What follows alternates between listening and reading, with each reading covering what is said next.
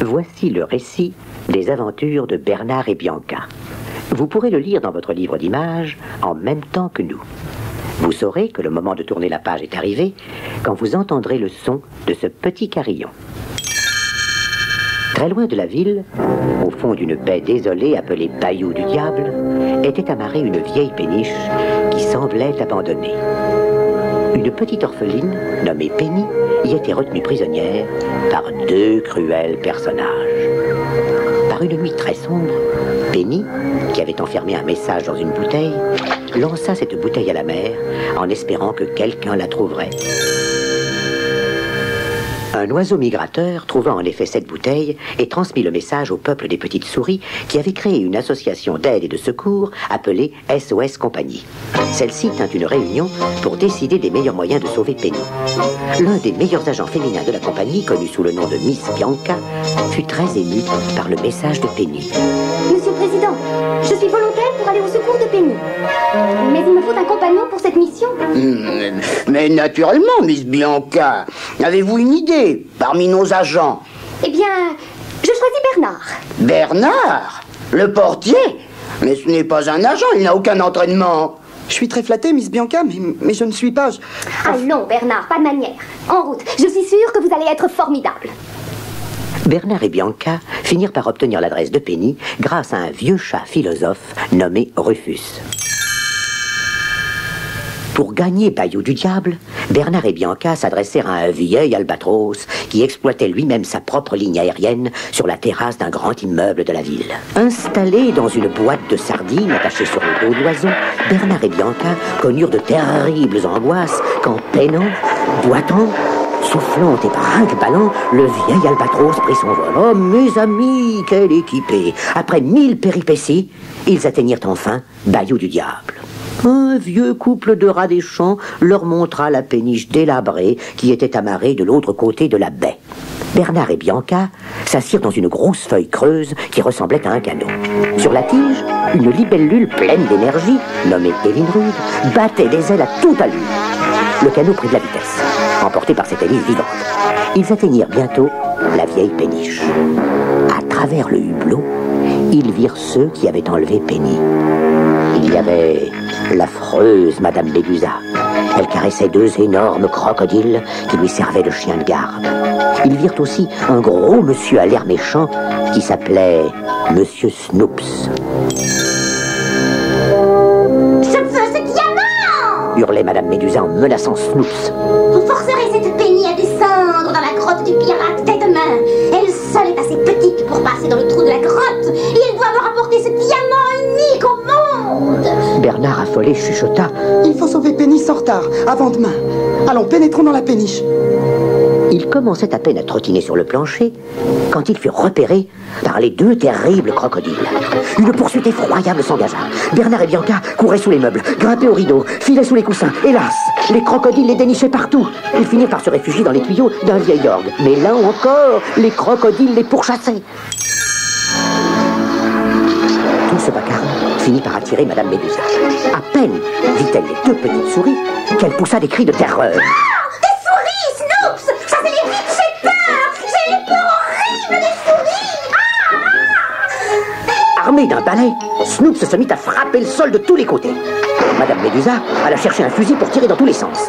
Bernard et Bianca finirent par trouver un refuge sous une porte. Ils étaient sains et saufs.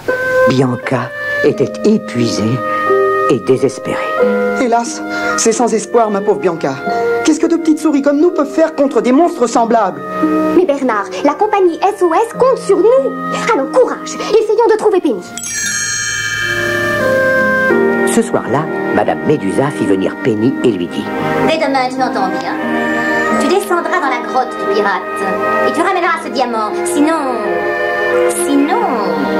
Si je le fais, vous me reconduirez à mon orphelinat pour que deux gentils parents m'adoptent. Demanda Penny en soupirant. Adopté? Mais qui voudrait d'une pauvre enfant comme toi? Penny rêvait d'avoir une maman et un papa. Mais la méchante Médusa venait de briser son rêve. Penny retourna dans sa petite chambre pour pleurer. Elle était là à prier et sangloter quand elle entendit une petite voix qui chuchotait. Penny, écoute-nous.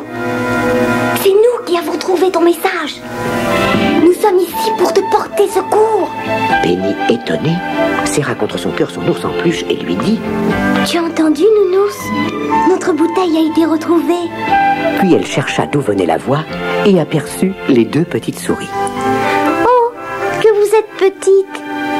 Avez-vous emmené avec vous quelqu'un de plus fort? Bianca répondit en souriant: Rassure-toi, Penny, nous allons parvenir à te sauver. Avec un peu d'imagination, nous te sortirons d'ici.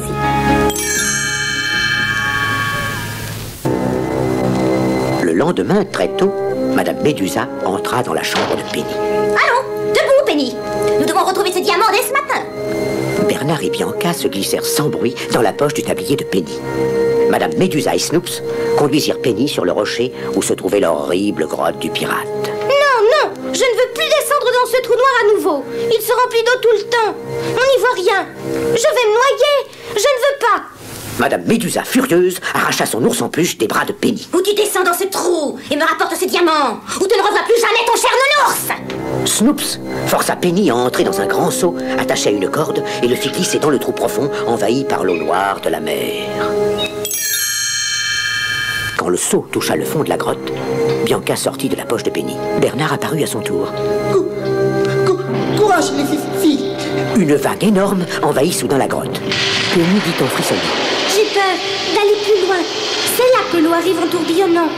Bernard réfléchit un moment et dit: Voyons, si j'avais été un pirate, c'est justement là que j'aurais caché mon diamant. Je vais y aller. Et il commença à glisser le long du rocher gluant. Il montrait beaucoup de courage, mais en réalité, il était mort de peur. C'était bien là, en effet, que le pirate avait caché le gros diamant. Il brillait de tous ses feux au fond d'un vieux crâne horrible coincé dans le rocher. Penny et Bianca rejoignirent Bernard. Penny, armée d'un sabre rouillé qui traînait parmi les épaves, parvint à extraire du crâne le merveilleux diamant. Ils quittèrent le trou au moment même où un énorme tourbillon d'eau noire allait les submerger. Penny fut remontée hors de la grotte avec Bernard et Bianca dans sa poche. L'affreuse Madame Médusa s'empara aussitôt du diamant. Il vaut des millions. Il est à moi maintenant, à moi seule. Snoops protesta. Laissez-moi le voir. Vous aviez promis de partager avec moi. Partager? Jamais. Avec personne. Et prompte comme l'éclair, Madame Médusa bondit dans son canot à fusée et regagna la péniche. Penny crut que le moment était venu de s'enfuir. Hélas, l'un des crocodiles la rattrapa aussitôt et la ramena au bout de sa gueule vers l'affreuse péniche. Bernard et Bianca demandèrent à la libellule, Evinrude, de les reconduire une fois encore auprès de Penny.